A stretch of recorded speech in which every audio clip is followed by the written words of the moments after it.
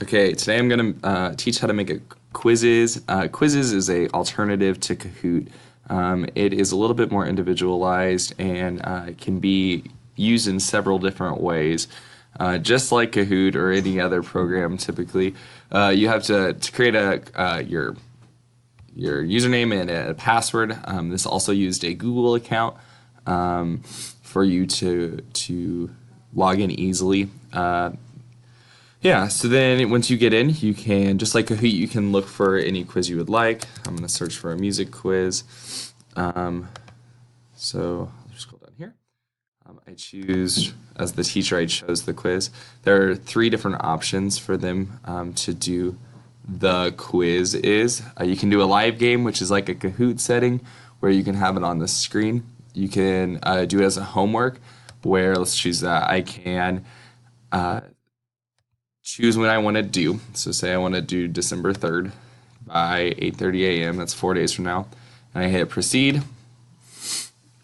And then the students will get a game code, and then I could share it on Google Classroom, Edmodo, or Remind, and then I could have that instant results and data from the quiz just to see how the students do.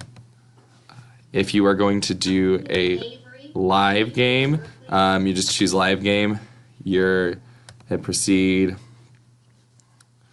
they go to join.quizziz.com, type in this code. So let's do that real quick over here.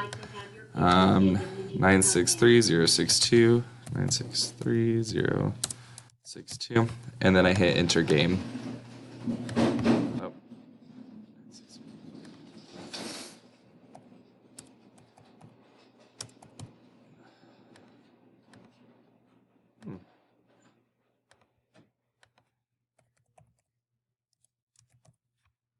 Let me try it one more time. 602. I'm losing my mind.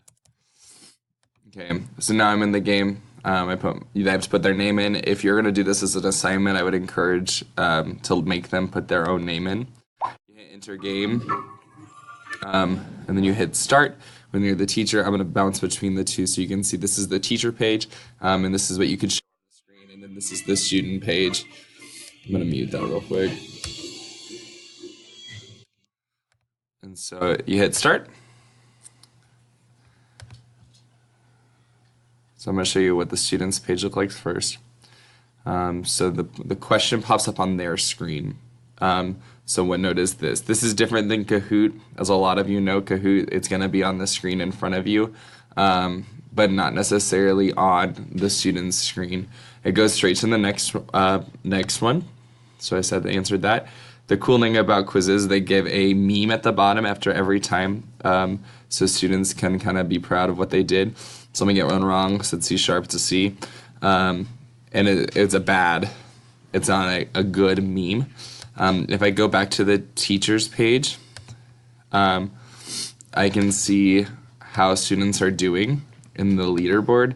The nice thing about it, it doesn't show who is the leaderboard, but it does show how each student has done. Let me hit end game here. End game.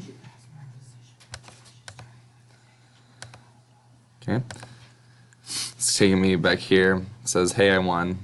Obviously, similar player. But you wouldn't have to show that necessarily. And then you can go through and look question by question about how each student did.